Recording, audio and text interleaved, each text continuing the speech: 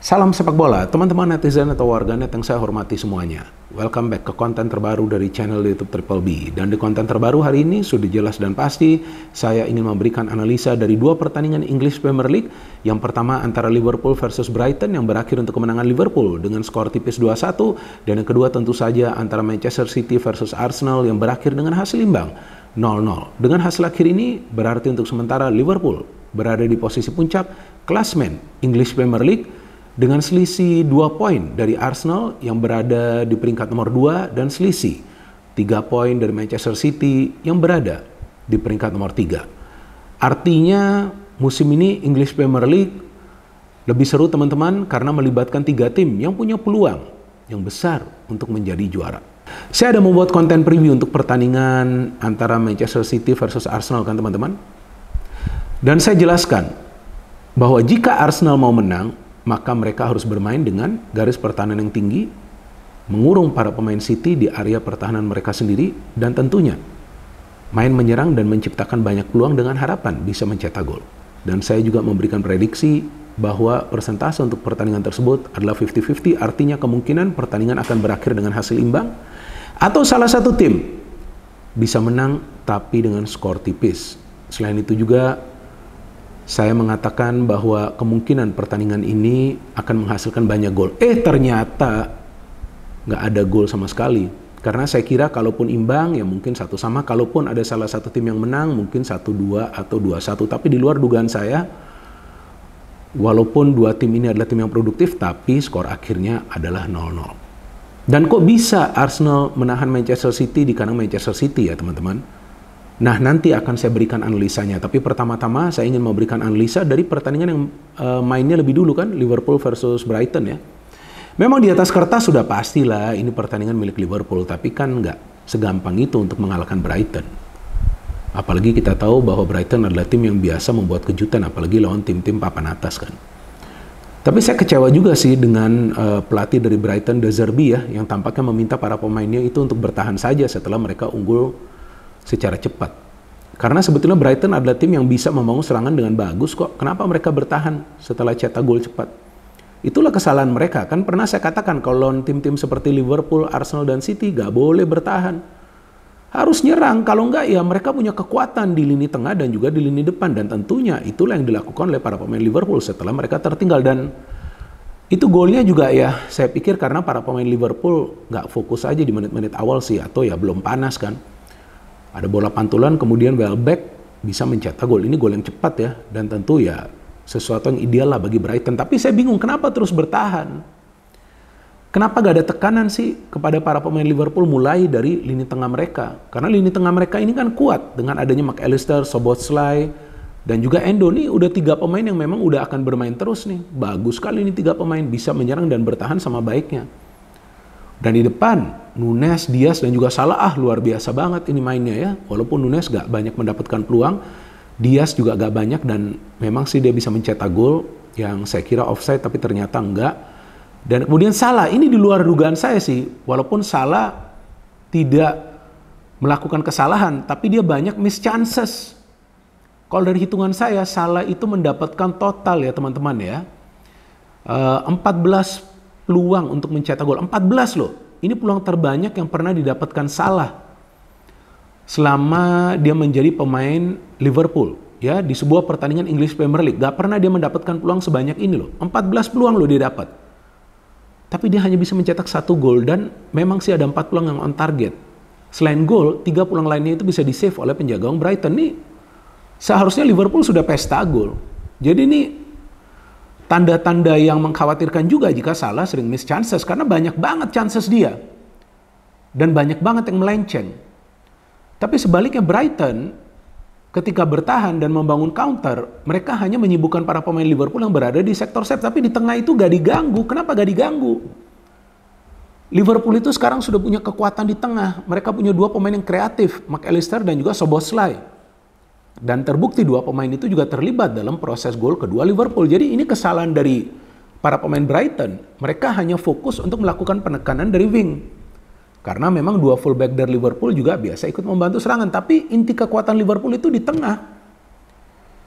Namun sebaliknya para pemain Liverpool ketika sudah tertinggal, nah inilah saya melihat bahwa mereka punya fisik yang kuat dan stamina yang memang prima banget ya, walaupun kita tahu masih ada beberapa pemain inti yang nggak bisa main.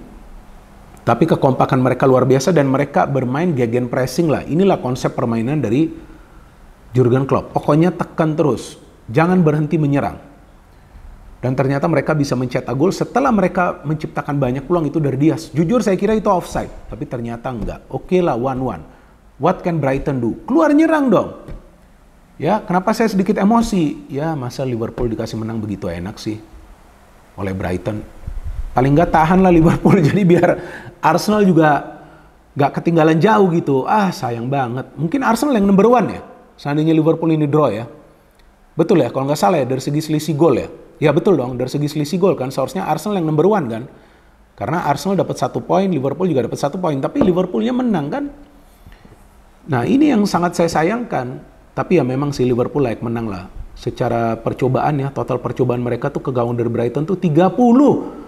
Nah ini kesalahan dari Brighton dan akhirnya mereka bisa mencetak the winning goal setelah kerjasama yang luar biasa antara Szoboszlai dan juga McAllister yang memberikan umpan kepada Salah yang bisa mencetak the winning goal. Dan seharusnya Diaz tuh sudah mencetak gol tapi dinilai offside walaupun tipis banget ya. Jadi saya pikir ini kemenangan yang layak dan juga saya melihat serangkaian pergantian dilakukan oleh Klopp apalagi dengan memainkan Elliott ini yang memberikan kestabilan dalam permainan pressing dari Liverpool.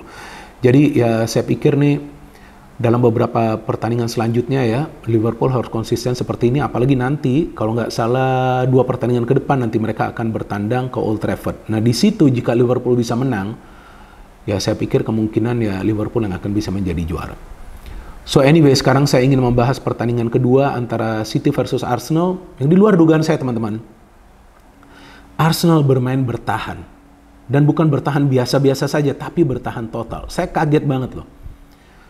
Ini sepertinya Arteta sudah belajar dari kesalahan musim lalu ketika di setiap match itu Arsenal mau mainnya nyerang, dan nyerang.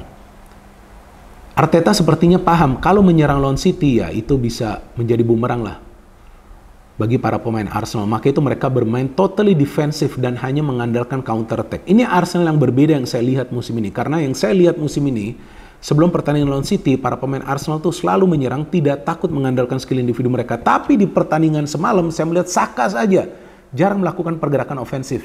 Kecuali memang ketika diperlukan dalam proses counter attack. Havertz ikut bertahan, Gabriel Jesus ikut bertahan. Walaupun yang saya sayangkan Jesus kenapa miss begitu banyak chance. Banyak banget chance dari mantan pemain City ini. Seharusnya dia sudah mencetak 1 gol lah itu. Sayang banget. Tapi City ya kita tahu lah mendominasi jalannya pertandingan. Tapi buat apa? Mau menang cuma dari statistik. Iya dong. Dari segi ball possession, persentase mereka lewat 70%. Dari segi peluang mereka memang secara total ya lebih banyak daripada Arsenal. Kalau nggak salah total percobaan ke gawang dari David Raya itu adalah 12. Tapi shot on targetnya berapa? Cuma 1 Pak. Dari Ake, dari corner. Artinya apa ya? Defense dari Arsenal solid banget ya. Karena memang mereka fokus dalam bertahan. Seandainya Arsenal berani bermain high pressing, keluar menyerang, mungkin udah kalah nih Arsenal. Iya, gak akan bisa menahan City dalam proses counter City. De Bruyne gak punya peluang sama sekali. Silva gak punya peluang sama sekali. Foden tampaknya ketiduran di atas lapangan. Ya ini Arsenal yang berbeda. Jadi saya pikir ya ini berkat taktik dari Arteta, Arsenal bisa mendapatkan 1 poin. Dan feeling saya, seharusnya Arteta lebih senang dengan hasil imbang ini, ya dong. Bisa menahan imbang City di kandang City. Apalagi kita tahu City tidak terkalahkan di kandang mereka sendiri. Jadi Arsenal adalah tim kelima ya, yang bisa menahan City dengan hasil imbang. Nah ini tentu adalah kemajuan lah bagi Arsenal dari musim lalu kan. Artinya para pemain paham bahwa mereka gak bisa bermain liar di setiap pertandingan. Dan saya menarik melihat peran dari Havertz ini loh. Dia seperti siluman loh, gak kelihatan tapi tiba-tiba muncul loh. Dia bahkan mendapat chance itu untuk mencetak gol. Tapi seandainya itu Ake mencetak gol di menit ke 15 atau 16, wah bisa bahaya itu bagi Arsenal. Tapi saya melihat duet center back dari Arsenal nih, Saliba dan Gabriel. Aduh, gak ada obatnya ini, udah apotek bangkrut lah. Gak perlu buka nih apotek nih. Apa yang bisa dilakukan Haaland? Ya kan dia gak punya 1 pun shot on target. Walaupun dia punya beberapa peluang, kalau gak salah 4. Tapi no shot on target man. Ya akan dikantongin dia. Nah inilah kelemahan Haaland. Ketika lawan tim-tim besar, ketika dia dikawal ketat, dia sulit mencetak gol. Padahal dia dibutuhkan untuk mencetak gol. Bahkan Rodri pun masuk sampai ke kotak penalti Arsenal untuk bisa mendapatkan peluang dengan harapan mencetak gol. Bahkan dia dapat 1 chance tuh dari heading. Jadi saya melihat di pertandingan semalam antara City versus Arsenal ada strategi yang berbeda dari Arteta, di mana dia minta para pemainnya pokoknya disiplin bertahan, menutup ruang, dan dia melakukan beberapa perubahan juga, terutama ketika dia menarik keluar Kiwior, memainkan Tomiyasu untuk menjaga ya sektor sayap itu tetap aman. Kemudian Trossard masuk, Trossard bahkan hampir mencetak gol di babak kedua. Jadi saya melihat bahwa para pemain Arsenal bermain safe, dan City tampaknya frustasi karena para pemain Arsenal tidak melakukan kesalahan sama sekali di lini pertahanan, beda dengan musim lalu. Oleh karena itu mereka bisa membuat City gagal mencetak gol. Kalau nggak salah nih, beberapa pertandingan terakhir City selalu mencetak gol loh di semua kompetisi. Tapi ini mungkin setelah berapa belas pertandingan nih City akhirnya gagal mencetak gol. So, this is a good result for Arsenal. 1 poin yang terasa seperti 3 poin. Tapi jadwal dari Arsenal juga berat karena mereka masih harus bertanding lawan Tottenham Hotspur away, kemudian lawan Manchester United away loh. Itu 2 pertandingan yang penting. Sedangkan Liverpool masih harus lawan Manchester United away dan Tottenham home, sedangkan City satu lawan yang berat menurut saya adalah lawan Tottenham ya, away juga itu. Jadi ini menarik juga nih, Tottenham dan MU akan terlibat untuk menentukan tim mana yang akan menjadi juara. Padahal Tottenham dan MU musim ini tidak konsisten. Kalau bagi saya man of the match di pertandingan Liverpool versus Brighton adalah Szoboszlai, dia juga mendapatkan beberapa peluang untuk mencetak gol, dan di pertandingan antara City versus Arsenal tentu saja adalah Saliba. Luar biasa pemain ini, sangat tenang. Dan menurut saya musim lalu Arsenal gagal menjadi juara karena Saliba tiba-tiba cedera jelang musim berakhir. Jadi kita tunggu saja teman-teman pertandingan menarik lainnya dari 3 tim ini di English Premier League. Dan kalau menurut hemat saya, seperti yang sebelumnya saya katakan, untuk sementara ini saya masih mengunggulkan Manchester City untuk menjadi juara. Karena tiba-tiba nanti tim ini bisa menang. Nah, tiba-tiba nanti Liverpool dan Arsenal ada kalahnya. Jadi, kalau teman-teman punya pilihan yang berbeda, silakan teman-teman bisa memberikan pilihan kalian kira-kira tim mana yang akan menjadi juara dari English Premier League musim ini. No hate, no politics, only football. Salam sepak bola.